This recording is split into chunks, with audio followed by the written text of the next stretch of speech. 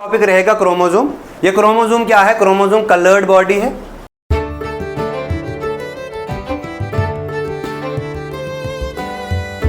ठीक है ना। वाई इसे हम कलर्ड बॉडी क्यों कहते हैं? क्योंकि ये इजीली स्टैन होता है डाई से, इसलिए हम इसको कलर्ड बॉडी कहते हैं। क्रोमोसोम जो है ये विजिबल होता है एनाफेज स्टेज पे। ठीक है ना। अब क्रोमोसोम क्या है इसके बारे में और ज्यादा बातें करेंगे। देखिए सबसे पहले क्रोमोसोम कहां पे होता है? क्रोमोसोम जो है ये न्यूक्लियस के न्यूक्लियोप्लाज्म में होता है। क्रोमोसोम जो है ये न्यूक्लियस के न्यूक्लियोप्लाज्म में होता है। ये chromosome basically thread like structures होता है और ये कलर तब देगा जब हम इसको ट्रेड करेंगे डाइज के साथ। अच्छा, उसके बाद आपने याद रखना है why they are known as chromosome, because they are easily stand with dyes, that's why they are known as chromosome. क्यों? क्योंकि क्रोमोसोम जो है ये ग्रीक वर्ड से लिया गया है। क्रोमो, क्रोमो मतलब होता है कलर्ड एंड जोम मतलब होता है बॉडी। अब हम आते हैं इसकी हिस्ट्री पे। अगर हम देखेंगे कि टर्म क्रोमोसोम जो है वो किसने कॉइन किया, तो वो वेल्डेयर ने कॉइन की है 1888 में। इन्होंने कहा कि न्यूक्लियस में जब हम न्यूक्लियस की स्टेनिंग करेंगे, एक लाइट स्टेन यहां पे बनेगा, एक डार्क स्टेन बनेगा, एक लाइट स्टेन बनेगा, एक डार्क स्टेन बनेगा। इसने बताया जो ये डार्क स्टेन बॉडी है इसको नाम दिया इन्होंने कि ये क्रोमोसोम है। ये क्या है? ये क्रोमोसोम है। उसके बाद पहली बार क्रोमोसोम को डिस्कवर किया था, ऑब्जर्व किया था हॉफमिस्टर ने। तो हॉफमिस्टर ने पहली बार इसको पोलन मदर सेल, क्या पोलन मदर सेल जो है ट्रेडेस्केंशिया, ये प्लांट है, इस ट्रेडेस्केंशिया के पोलन मदर सेल में पहली बार हॉफमिस्टर ने क्रोमोसोम को डिस्कवर किया। उसके बाद एक थ्योरी भी आई है, chromosomal theory of inheritance. Chromosomal theory of inheritance ये कहती है कि जब भी कैरेक्टर का ट्रांसफर होता है एक जनरेशन से दूसरी जनरेशन में, वो क्रोमोसोम ही होता है। और क्रोमोसोम जो है यही रिस्पॉन्सिबल है जेनेटिक वेरिएशंस के लिए भी। और क्रोमोसोम के अंदर जीन होता है और यही जीन जो है एक जनरेशन से दूसरी जनरेशन में ट्रांसफर होता है। ठीक है ना। ये किसने कहा? ये कहा सुटन एंड बोवेरी ने। सुटन एंड बोवेरी ने क्रोमोसोमल थ्योरी ऑफ इनहेरिटेंस दिया है और क्रोमोसोमल थ्योरी ऑफ इनहेरिटेंस हमारा कल का टॉपिक रहेगा। क्लियर है यहां तक? आप देखो, अब अगर हम बात करेंगे क्रोमोसोम के, तो क्रोमोसोम का नंबर क्या है? देखिए अगर हम ह्यूमन की बात करेंगे 23 पेयर यानी कि 46 नंबर ऑफ क्रोमोसोम्स ह्यूमन के केस में होते हैं। ऐसे अगर हम देखेंगे पी प्लांट में 7 पेयर यानी कि 14। ठीक है ना। तो एक टर्म है जिसका नाम है प्लॉइडी। अब ये प्लॉइडी क्या होता है? प्लॉइडी होता है कि टोटल नंबर ऑफ क्रोमोसोम्स एक सेल में कितने हैं उससे हम कहते हैं प्लॉइडी। जैसे मोनोप्लॉइड, डिप्लॉइड, ट्रिप्लॉइड, टेट्राप्लॉइड, पेंटाप्लॉइड, हेक्साप्लॉइड या पॉलीप्लॉइड। ठीक है। अब देखो अब जो स्ट्रक्चर है क्रोमोसोम का इस पे चर्चा करेंगे। स्ट्रक्चर ऑफ क्रोमोसोम में इलेक्ट्रॉन माइक्रोस्कोप का ये स्ट्रक्चर है। तो इलेक्ट्रॉन माइक्रोस्कोप में सबसे पहले आता है pellicle. Pellicle outer most covering होती है। ठीक है। और पेलिकल के अंदर जो कुछ भी है नॉन जेनेटिक मटेरियल उसे कहते हैं मैट्रिक्स। क्या बोलते हैं उसे? उससे कहते हैं मैट्रिक्स। यहाँ पे दो कंस्ट्रक्शंस पाई जाती हैं और इन दो कंस्ट्रक्शंस को कहते हैं, ये जो दो कंस्ट्रक्शंस हैं इन्हें कहते हैं, एक को प्राइमरी कंस्ट्रक्शन दूसरी को सेकेंडरी कंस्ट्रक्शन। अगर मैं बनाऊं ये दिस इज पेलिकल, ये क्या है? ये हमारे पास पेलिकल है। ठीक है। और इसके अंदर जो है ये मैट्रिक्स है। क्या है ये मैट्रिक्स नॉन जेनेटिक मटेरियल है। अब अगर बात करेंगे इस मैट्रिक्स के अंदर क्या है, तो इस मैट्रिक्स के अंदर आपने याद रखना एक थ्रेड लाइक स्ट्रक्चर्स होता है। इस थ्रेड लाइक स्ट्रक्चर्स को हम कहते हैं क्रोमोनीमेटा। क्या बोलते हैं इसको?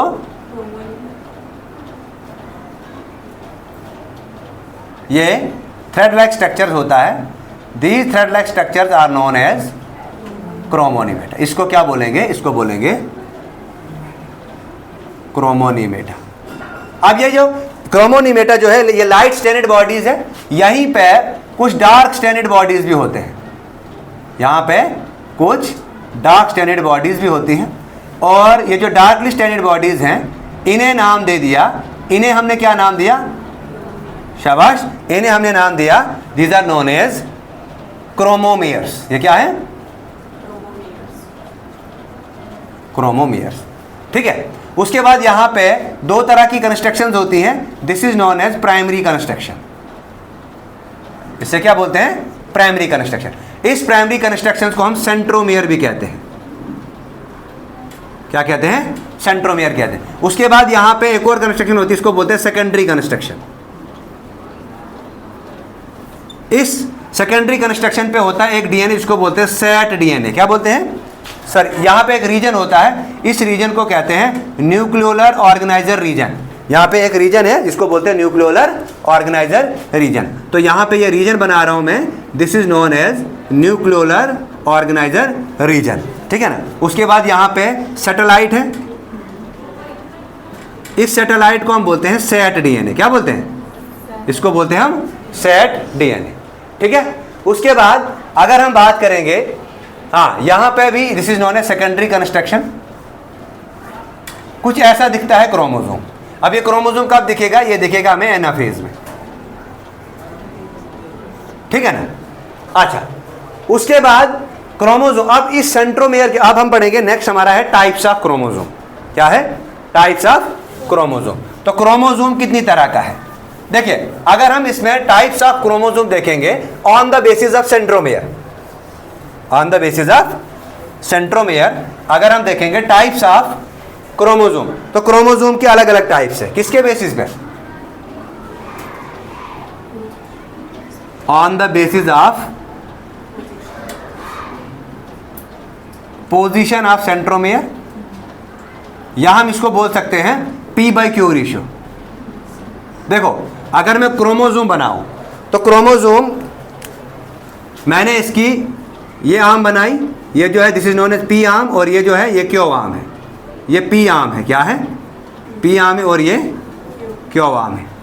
तो देखो, पहला टाइप आता है अगर P आर्म जो है वो Q आर्म के बराबर है, अगर P आर्म जो है वो Q आर्म के बराबर है, तो तब हम क्रोमोसोम को बोलेंगे मेटासेंट्रिक। क्या बोलेंगे? मेटासेंट्रिक। और जो शेप रहेगी, ये जो शेप रहेगी ये रहेगी वी शेप्ड। कैसी रहेगी? V shape. तो इसको मैं ऐसे भी ड्रा कर सकता हूं, ठीक है ना। तो शेप कैसी रहे? V shape. तो ऐसे हम पढ़ते हैं दूसरा केस, अगर जो P आर्म है, दूसरा केस अगर P आर्म जो है वो Q आर्म से बड़ी है, मतलब ये मैंने P आर्म बनाई और ये मैंने Q आर्म बनाई, ठीक है ना। तो ऐसा क्या होगा? इस वाले को, इससे हम कहेंगे सब मेटासेंट्रिक क्रोमोसोम, इससे हम कहेंगे सब मेटासेंट्रिक क्रोमोसोम। और क्रोमोसोम जो है इसको हम एल शेप्ड भी कह सकते हैं, ठीक है ना। तो this chromosome is known as L shaped chromosome. तीसरा केस क्या हो गया कि जो P आर्म है वो बहुत बड़ी है Q आर्म से, ठीक है ना। तो ये मैंने P आर्म बनाई, Q आर्म ये छोटी बनाई, ठीक है ना। इसको हम और भी नाम देंगे, इससे हम कहते हैं जे शेप्ड भी। क्या बोलते हैं इसको? जे शेप्ड भी।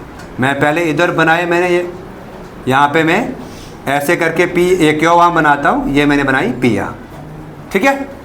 फोर्थ केस आता है, फोर्थ केस आता है हमारा जहाँ पे P आर्म जो है वो एब्सेंट है। अगर P आर्म एब्सेंट है तो Q आर्म रहेगा, है ना। यहाँ पे ये जो छोटा सा ये जो है सेंट्रोमियर, एक ही सेंट्रोमियर है और Q आर्म रहेगा। ऐसे वाले क्रोमोसोम को हम कहते हैं आई शेप्ड। ऐसे वाले क्रोमोसोम को क्या कहते हैं? आई शेप्ड क्रोमोसोम कहते हैं। क्लियर है यहाँ तक? अब देखो, अगर हम आगे देखेंगे, अब हम पढ़ते हैं on the basis of position पढ़ा, अब है on the basis of number of centromere. कितने सेंट्रोमियर है उसके बेसिस पे। देखिए, अगर एक सेंट्रोमियर होगा तो मोनोसेंट्रिक, मोनोसेंट्रिक क्रोमोसोम हो गया, 1 सेंट्रोमियर जिसमें होगा, ठीक है। ऐसे आता है डाइसेंट्रिक, डाइसेंट्रिक मतलब जिसमें 2 सेंट्रोमियर होंगे, जैसे मेज। ऐसे आता है पॉलीसेंट्रिक, पॉलीसेंट्रिक में मैनी सेंट्रोमियर, ठीक है। ऐसे आता है एक टर्म जिसको बोलते हैं एसेंट्रिक, नो सेंट्रोमियर। एसेंट्रिक में कोई भी सेंट्रोमियर नहीं होगा।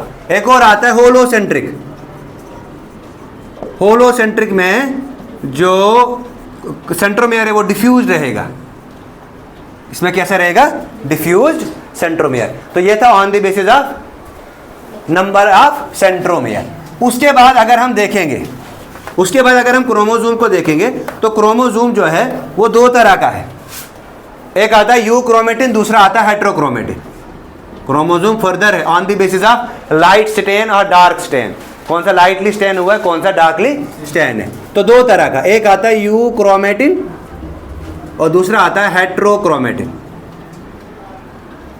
देखिए, इनका जो सिंथेसिस फेज है वो भी अलग अलग होगा, ठीक है। यू क्रोमेटिन और हेट्रोक्रोमेटिन, ठीक है ना। क्लियर ये चीज। उसके बाद अगर हम देखेंगे इसकी केमिकल कंपोजिशन कितनी है, क्रोमोसोम की जो केमिकल कंपोजिशन है, अगर हम इस पे देखेंगे केमिकल कंपोजिशन, तो याद रखना इसकी अगर हम केमिकल कंपोजिशन की बात करेंगे तो डीएनए लगभग 40% होता है, ठीक है ना।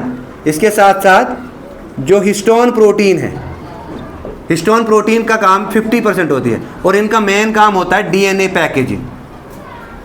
इनका मेन काम होता है डीएनए पैकेजिंग। इसके साथ साथ होती है नॉन हिस्टोन प्रोटीन। हमने पढ़ना है पैकेजिंग ऑफ डीएनए, तो वहां पे लगेंगे ये प्रोटीन, ठीक है ना। ऑक्टोमर मॉडल पढ़ेंगे हम, सॉलिनॉइड मॉडल पढ़ना है हमने, तो वहां पे हमने डीएनए पैकेजिंग अच्छे से पढ़ना है। इसके बाद जो नॉन हिस्टोन प्रोटीन है वो होती है 8.5%। उसके बाद अगर हम देखेंगे आरएनए को, तो आरएनए होता है 1.5%। इसके साथ साथ में lipids and other mineral and other component जो होते हैं, ये होते हैं ट्रेस अमाउंट में, ये होते हैं ट्रेस अमाउंट में। ये थी इसकी केमिकल कंपोजिशन। अब क्रोमोसोम का क्या फंक्शन है, क्रोमोसोम का क्या फंक्शन है, देखिए नेक्स्ट आता है हमारा फंक्शन ऑफ क्रोमोसोम। देखिए सबसे पहले ट्रांसमिशन ऑफ कैरेक्टर, है ना। देखिए क्या है, ये जो क्रोमोसोम है ना, क्रोमोसोम के अंदर होते हैं जीन। ये जीन जो है they are responsible for the transmission of character from one generation to the next. तो ट्रांसमिशन ऑफ कैरेक्टर में ये इंपॉर्टेंट रोल प्ले करता है। दूसरा डीएनए पैकेजिंग, ये क्या है, अब मैंने बताया हिस्टोन प्रोटीन्स होती हैं, इसमें क्रोमोसोम में हिस्टोन प्रोटीन्स होती हैं, और ये हिस्टोन प्रोटीन्स का इंपॉर्टेंट रोल क्या होता है, पैकेजिंग ऑफ डीएनए। क्लियर है ये चीज।